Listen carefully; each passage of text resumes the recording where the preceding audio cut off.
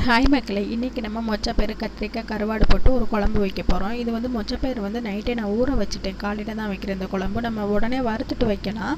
ஆனால் வந்து நம்ம வறுத்து வேக வைக்கும்போது கொஞ்சம் லேட் ஆகும். ஊற வச்சுட்டோம்னா டக்குன்னு 2 விசிலில் 1 விசிலில் வந்துட்டு வெந்துடும். நம்மளுக்கு ஈஸியாகவும் இருக்கும், டக்குன்னு வச்சிடலாம். நான் மொச்சப்பயிறு வந்துட்டு ஊற வைக்கும் போதே கழுவிட்டு தான் ஊற வச்சேன். அதுக்கப்புறம் அந்த ஊறின தண்ணியிலேருந்து எடுத்து குக்கரில் போட்டு கொஞ்சமாக உப்பு போட்டுவிட்டு தண்ணி தேவையான அளவு ஊற்றிட்டு குக்கரில் விசில் போட்டு வச்சுட்டேன். குக்கர் விசிலை வந்து மாற்றி விட்டேன். 5 லிட்டர் குக்கர் விசிலை தூக்கி 3 லிட்டர் குக்கர் விசிலுக்கு போட்டேன். அவசரத்தில் காலையில் பரபரப்பாக வேலை பார்க்குற வேகத்தில் வந்துட்டு மாற்றிவிட்டேன். ஆனால் எனக்கு தெரியவே இல்லை. விசில் வந்து நான் விசிலை ஓப்பன் பண்ணும்போது தான் நான் பார்க்குறேன் இது அந்த குக்கருன்ட்டு. நல்ல வேலை உயிருக்கு இந்த சேதாரமாகல குக்கர் வெடிக்கிற, கடவுளே நன்றி அப்படின்னு சொல்லிட்டு எடுத்துட்டேன். அதுக்கப்புறம் வந்து இந்த பயிர் வந்து நல்லபடியாக வெந்துருச்சு. எந்த சேதாரம் இல்லாமல் அது நல்லா வெந்துருச்சு. அதுக்கப்புறம் கத்திரிக்காய் உருளைக்கிழங்கு கட் பண்ணி வச்சுருக்கேன். வெங்காயம் தக்காளி பச்சை மிளகாய் கருவேப்பிலாம் வேணும். என்கிட்ட பச்சை மிளகாய் இல்லை, கருவேப்பிலையும் இல்லை. அதனால் வந்துட்டு நான் இருக்க வெங்காயம் தக்காளியை வச்சு போட்டு தாளிச்சிக்கிட்டேன். அதுக்கப்புறம் 2 பாக்கெட் கருவாடு வாங்கிட்டு வந்தாங்க எங்கள் வீட்டுக்காரங்க. ஆனால் 1 பாக்கெட் கருவாடு நான் முந்தின நாள் நைட்டே வறுத்து சாப்பிட்டுவிட்டேன். அதனால் உனக்கு 1 பாக்கெட் கருவாடு தான் அப்படின்னு சொல்லிவிட்டாங்க. அதோட அந்த கருவாடு வந்துட்டு இது பெருசாக கரையவெல்லாம் செய்யாது. இப்போ ஜஸ்ட் அந்த வாசனைக்காக வந்துட்டு கருவாடு போட்டு வச்சுருக்கோம், அவ்வளோதான். அப்புறம் வந்துட்டு சட்டியை வச்சுட்டு எண்ணெய் ஊற்றிட்டு வெந்தயம் போட்டு வெங்காயம் ஃபஸ்ட்டு போட்டு வதக்கிட்டேன். அதுக்கப்புறம் தக்காளியை சேர்த்து வதக்கியாச்சு. அதுக்கப்புறம் கட் பண்ணி வச்சுருந்த கத்திரிக்காய் உருளைக்கிழங்கையும் தூக்கி போட்டு ஒரு வதக்கிட்டேன்.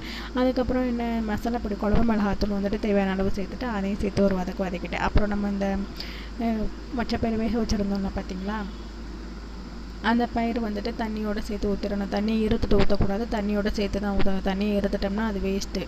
அதனால் வந்துட்டு தண்ணியோடு ஊற்றினா தான் டேஸ்ட்டு நல்லாயிருக்கும். அப்புறம் வந்துட்டு நம்ம அந்த மொச்சப்பயிறு வேகையிலே வந்துட்டு உப்பு போட்டிருக்கோம். அதனால் உப்பு வந்து மிக கவனமாக போடவும். நான்லாம் பல டைம் இந்த மாதிரி அனுபவப்பட்டிருக்கேன். இப்படியே ஊற்றிப்படுவேன். உப்பு வந்து குழம்புக்கு நார்மலாக போடுற மாதிரி போட்டுப்படுவேன். சரியான உப்பாக இருக்கும். அதனால் உப்பு வந்து பார்த்து செக் பண்ணிக்கிட்டு எவ்வளோ தேவையோ அந்த அளவுக்கு போட்டுக்கலாம். அந்த பயிரை தூக்கி ஊற்றிட்டு அதுக்கப்புறம் குழம்புக்கு தேவையான அளவு தண்ணி சேர்த்துட்டு புளி கரைசல், அதுக்கப்புறம் புளி எவ்வளோ தேவையோ அந்தளவுக்கு புளி கரைசல் ஊற்றிட்டு அதுக்கப்புறம் உப்பு போட்டு எனக்கு கொஞ்சம் மிளகாப்பொடி வந்துட்டு கொஞ்சம் பத்தாமல் இருந்துச்சு. ஏன்னா கொஞ்சம் தண்ணியெலாம் சேர்த்துருக்கேன், அதனால் மிளகாப்பொடி பத்தாமல் இருந்துச்சு. குழம்பு மிளகாத்தூள் தான் போட்டிருக்கேன். போட்டுட்டு உப்பு போட்டு நல்லா ஒரு கலக்கிட்டு தட்டு போட்டு மூடி வச்சுட்டு கருவாடை க்ளீன் பண்ண போயிட்டேன். இப்போ வந்து நல்லா கொதிச்சிருச்சு. கருவாடை க்ளீன் பண்ணிவிட்டு கொதிச்சிருச்சு.